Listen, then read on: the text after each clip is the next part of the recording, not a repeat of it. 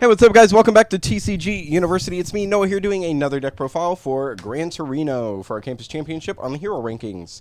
Gran Torino didn't get very far in bracket 1 like I hoped he did. I played him under air. I think that's his best symbol to play under. I will also, as we go through, explain my thought process for how I built and decided to play this.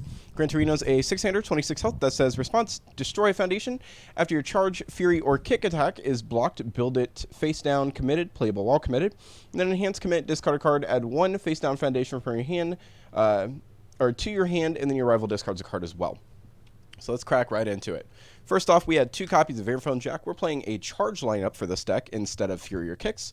So I decided that Earphone Jack was the best bet because it's a +1 free speed. Might have played 3 copies, but I think 2 for the first time testing this out was just a good way to do it. I would for sure bump this up to a 3, make a few changes around. This card does say respond after you play an attack. Your opponent mills a card, and then if that attack is a charge attack, you gain a speed and then enhance commit after your attack deals damage. Restand a foundation that has not been ready this combat phase. Then I played 2 copies of Pillar Swing. It's a 6 difficulty attack. That's a charge slam stun 2 weapon. Has so many keywords on it. Enhance, this attack is completely blocked. Add it to your momentum, and then enhance the damage of this attack cannot be reduced below printed. It's a 3 mid for 8. Generally speaking, it's just free momentum that you can generate for Gran Torino for any other effects that you want to play later. You typically do not build this down with him. 3 copies of Unwavering Slash, so we can build in our Earphone Jack. It's also a charge with Powerful 2 and Weapon. Enhance, I discard a card, build an asset in for my discard pile face up, and then enhance, if I have at least 1 or more assets, I can ready a foundation that has not been ready this combat phase and draw a card.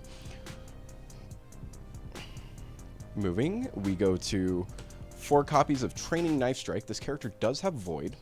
Oop, hold on there. There we go. This character does have Void, so I think that's this is one of the best attacks you can use in them, just because you get to play off the 2 symbols. You get the air symbol that it inherently has on the Void symbol to make them discard another card, as well as being able to do it from the leader on the previous turn of your opponent as well.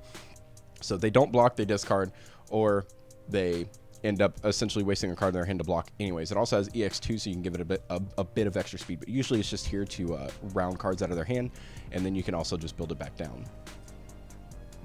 We played 3 copies. This is the only attack of Gran Torino's we played in this deck, which if I revisited, I might change the attack lineup differently. I might try it under Furies instead of Charge next time. The first time I ever did this was under Void with Kicks. But it's a 5 diff, 3 high for 6. Airstream Driver, my bad. Charge Fury Slam, enhance, discard 1 card from your rival's card pool. This attack gets 3 speed and 3 damage, and then enhance, discard a momentum, seal a rival foundation or asset. It's also a 1 low block, which is kind of cool. I don't think I played this card as much because the main kicker, or the main combo pieces of this deck really revolved around revolved around this card, which is Double Jab Pummel, and another one which we'll showcase next. This one is a charge punch with combos off a charge that says enhance, if this attack is blocked, draw 2, discard 2, and then your next check to play a card gets +2. Deadlock, enhance, your next check to play a card gets +5. Generally speaking, they don't want to eat this, and then if they do eat it, you respond with Gran Torino, build it down, and then your next card comes in with -1 difficulty and +2 to its check, which I think is nuts. And then we played 3 copies of Meteor Shower because I didn't want to overdo it on attacks. So Meteor Shower, this attack goes to your momentum, add it face up, is the only attack I think in here that does that. It's a 4 high for 5 that says enhance, discard momentum, add a copy of this card from your discard pile to your momentum, and then enhance in momentum, you can discard a card to add this card to your hand if it's in your momentum, which I think is super cool. Those are the attack lineups, and then we just move straight on down to the foundations we played. So we played 2 copies of Rescue Completed for some speed hate, because that's like the main point of Rescue Completed, is just so you're able to block things easier. We played 3 copies of First Day of Class, so we can modify our checks if need be, and we get that foundation right back up as well. We can also pick it up with Gran Torino. 4 copies of Encouragement, because if they don't block our thing, we can just kick it right out of our card pool. So generally speaking, the whole goal of the deck should be to keep your card pool as clean as possible. I don't think I did that in the 2 or the 2 like sets I played with it, but again, those are the only 2 times I played with this deck, so we're still working on it. We played 2 copies of Going Out to Fight Some Villains for the speed hate and maybe even the damage reduction. Not too much on that one, but the speed hate was really the main purpose of it. We are playing under wind or air, so there's no reason not to play Wall Cling, just so we can essentially completely block things and not eat the damage. We're not squishy, but we don't want to, take any extra risks. 3 copies of Specialist of Sound for the speed neg and the ability to see your next check if you check it, which I think is super sick. 2 copies of Takoyaki Fanatic. Anything that just says cancel an ability, in my opinion, is generally good. The enhance is also kind of cool. Your rival can discard a card by destroying it, but you really don't use the deadlock enhance as much. 2 copies of First Impressions. I made a few mistakes not playing this card properly, like it should have been played as a First Enhance, and then I really never did anything with it past that. But First Enhance, if this is your first attack this combat phase, gets +3 damage. If it's blocked, your next attack gets +3 speed. Using this on Pillar Swing, I think is nuts, because it almost guarantees they block, or they half block and they still eat it, or they full block and you still gain the momentum. Like, there's no real downside to it. Your next one, if they do block it, comes in with 3 speed, which is sick. 3 copies of Destin for mainstream success. Really just here to draw attacks or see what your next check is. It's its whole purpose. I've said it once and I'll say it again. It's a 6 check. That's half the reason we play this card.